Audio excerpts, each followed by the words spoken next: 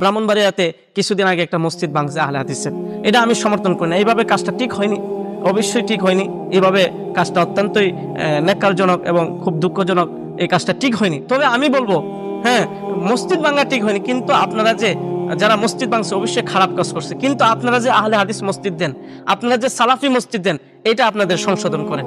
আমি আপনাদের মাধ্যমে, মিডিয়ার মাধ্যমে সমস্ত বিশ্বকে আমি জানাই দিতে চাই, সালাফি মসজিদ যেখানে হবে এখানে সালাফি মসজিদ কেটে এখানে জামি মসজিদ বা মুসলমানের মসজিদ, মসজিদ এভাবে লেখা থাকবে। কোনো দল, কোনো মাযহাব, কোনো ব্যক্তির নামে কোনো ওইরকম প্রতিষ্ঠান চলবে না। আমি হানাফি মসজিদ না, হানাফি মসজিদ চলবে না। আমি দেখাই কোথাও হানাফি মসজিদ দেখিনি, কিন্তু হানাফি মসজিদের কোথাও লেখা থাকে এটাও ঠিক হবে না। সালাফি মসজিদ কোথাও লেখা থাকলে তাও ঠিক হবে না। সালাফি মসজিদ লেখা থাকলে তাও ঠিক হবে না। হানাফি মসজিদ কোথাও লেখা তাও ঠিক হবে না। সব মসজিদ দিতে হবে। এটা মুসলমানদের মসজিদ, সবাই নামাজ পড়তে পারবে। মুসলমান যারা আল্লাহ এবং তার রাসূলকে যারা বিশ্বাস করে তারাই নামাজ পড়তে পারবে।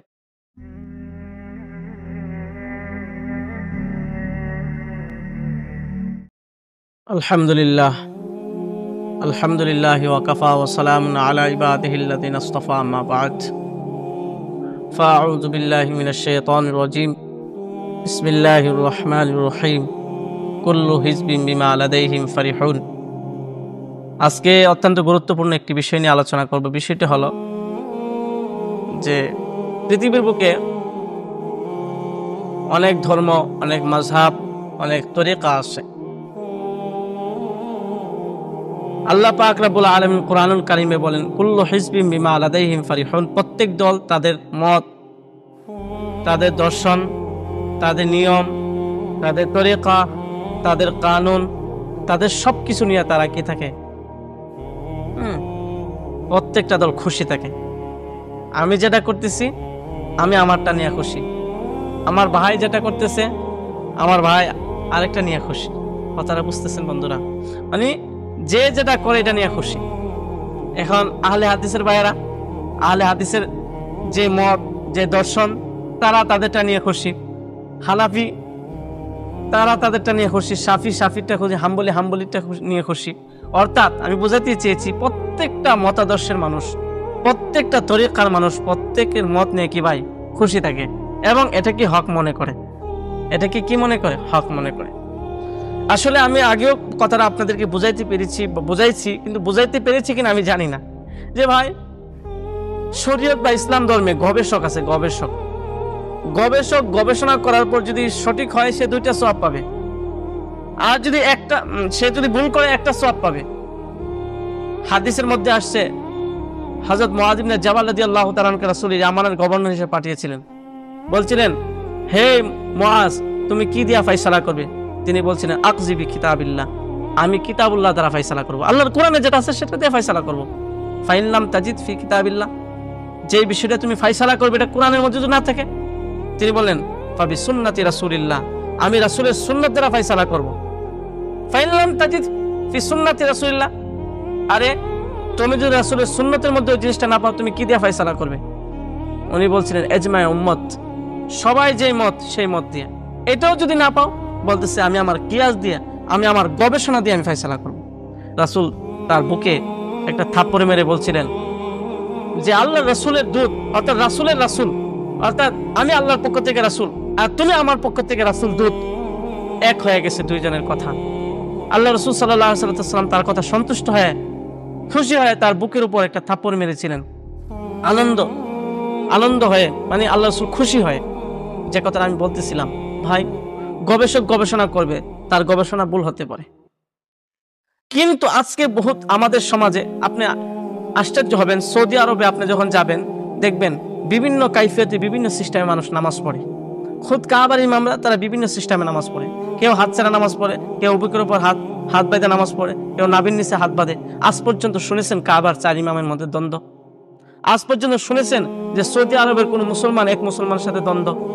এই নিয়ে, মাযহাব নিয়ে, তারপরে বিভিন্ন বিষয় নিয়ে দ্বন্দ্ব আজ পর্যন্ত আমরা শুনিনি, আর কিয়ামত পর্যন্ত আমরা শুনবো না। কিন্তু এটা আমরা বাংলাদেশে শুনি শুধু, আর পাকিস্তানে আর ভারতে এগুলো শুনি। কেন? প্রত্যেকটা মৌলবী কি মনে করে জানেন?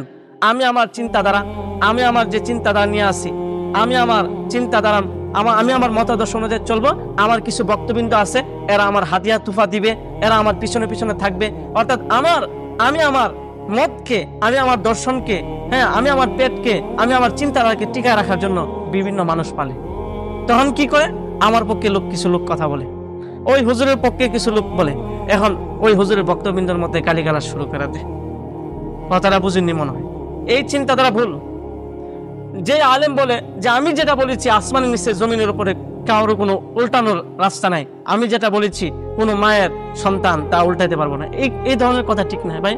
আপনি একজন গবেষক, আপনার গবেষণা সঠিক হতে পারে, আপনার গবেষণা ভুল হতে পারে, আপনি নমনীয়র সাথে ভদ্রতার সহিত বলবেন না আমি যেটা বলেছি আমার গবেষণার জন্য আমি এটা বলেছি।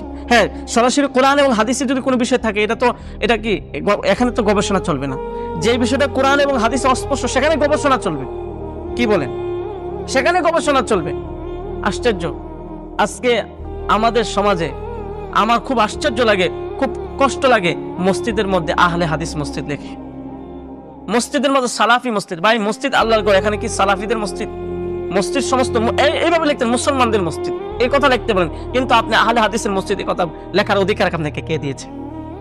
কে অধিকার দিয়েছে আপনাকে? সালাফি মসজিদ এটা কে অধিকার দিয়েছে? এটা নিতান্তই জুলুম, এবং যারা এগুলো করতেছে নিতান্তই বেদাতি কাজ করতেছে। এগুলো ইসলামের মধ্যে পরস্পর মুসলমানের মধ্যে দ্বন্দ্ব লাগানোর জন্য সালাফি মসজিদ লেখে, আহলে হাদিস মসজিদ লেখে। ভাই এ ভাই, আহলে হাদিস মসজিদ কি আহলে হাদিসের হয় না মসজিদ মুসলমানের হয়? আপনারা কি বলেন? এটা ঠিক? এটা কি ঠিক? যে সমস্ত মসজিদগুলোতে এগুলো লেখে মসজিদান দিরার, আমি বলবো মসজিদে দিরার। মসজিদ দুই রকম, একটা হলো মসজিদ আলাত তাকওয়া, আল্লাহ খোদা বের জন্য যে মসজিদের ভিত্তি স্থাপন, মসজিদে তাকওয়া। আর যে মসজিদের মধ্যে মানুষকে বিভক্ত করে, মসজিদের নাম সালাফি মসজিদ দেয়, আমি মনে করি মসজিদে দিরার। আমি মনে করি আফগানিস্তানের সরকার সঠিক সিদ্ধান্ত নিয়েছে, আহলে হাদিসের সমস্ত আলেমদেরকে ফাঁসি দিচ্ছে আফগানিস্তান, এবং আহলে হাদিসের সমস্ত মসজিদকে মাদ্রাসাকে ভেঙে দিয়েছে। কিন্তু আমাদের দেশে এটা ভাঙ্গা আমি মনে করি ঠিক হবে না। কেন? আমরা তো হুজুকে বাঙালি, মসজিদ ভাঙ্গে, এই মসজিদ ভাঙ্গা তো ঠিক না। আল্লাহর ঘর মসজিদ তারা বুঝিনি, তারা সালাফি মসজিদ লেখছে, তারা সালাফি মসজিদ লেখছে, তাদেরকে লিখতে দেন। কিন্তু এইভাবে ভাঙ্গাটা কি হয়নি? ব্রাহ্মণবাড়িতে যে ঘটনা হয়েছে এই ঘটনা আমি আপনাদেরকে বুঝাইতে চেয়েছি। এই ঘটনাটা আপনাদেরকে বলতে চাচ্ছি যে ব্রাহ্মণবাড়িয়াতে কিছুদিন আগে একটা মসজিদ ভাঙছে আহলে হাদিসের। এটা আমি সমর্থন করি না। এইভাবে কাজটা ঠিক হয়নি, অবশ্যই ঠিক হয়নি। এইভাবে কাজটা অত্যন্তই ন্যাক্কারজনক এবং খুব দুঃখজনক। এই কাজটা ঠিক হয়নি। তবে আমি বলবো হ্যাঁ, মসজিদ ভাঙা ঠিক হয়নি, কিন্তু আপনারা যারা মসজিদ ভাঙছে অবশ্যই খারাপ কাজ করছে। কিন্তু আপনারা যে আহলে হাদিস মসজিদ দেন, আপনারা যে সালাফি মসজিদ দেন, এটা আপনাদের সংশোধন করেন। আমি আপনাদের মাধ্যমে, মিডিয়ার মাধ্যমে সমস্ত বিশ্বকে আমি জানাই দিতে চাই, সালাফি মসজিদ যেখানে হবে এখানে সালাফি মসজিদ কেটে এখানে জামি মসজিদ বা মুসলমানের মসজিদ, মসজিদ এইভাবে লেখা থাকবে। কোনো দল, কোনো মাযহাব, কোনো ব্যক্তির নামে কোনো ওইরকম প্রতিষ্ঠান চলবে না। আমি হানাফি মসজিদ না, হানাফি মসজিদ চলবে না। আমি দেখাই কোথাও হানাফি মসজিদ দেখিনি, কিন্তু হানাফি মসজিদ কোথাও লেখা থাকে এটাও ঠিক হবে না। সালাফি মসজিদ কোথাও লেখা থাকলে তাও ঠিক হবে না। সালাফি মসজিদ লেখা থাকলে তাও ঠিক হবে না। হানাফি মসজিদ কোথাও লেখা তাও ঠিক হবে না। সব মসজিদ দিতে হবে। এটা মুসলমানদের মসজিদ, সবাই নামাজ পড়তে পারবে। মুসলমান যারা আল্লাহ এবং তার রাসূলকে যারা বিশ্বাস করে তারাই নামাজ পড়তে পারবে। এখন সালাফি মসজিদে লিখে দিচ্ছেন, সালাফি মসজিদের সালাফি মানে কি? আপনি দুনিয়ার সব মতাদর্শ সালাফি মতাদর্শ, অনেক মতাদর্শ আছে, তারা কি মনে করবে এই যে সালাফি মসজিদ লেখাটাই মানে এখানে ফিতনা করা? আল্লাহ পাক রব্বুল আলামিন সবাইকে বুঝবার তৌফিক দান করুন। আখিরে দাওয়ানা আলহামদুলিল্লাহ।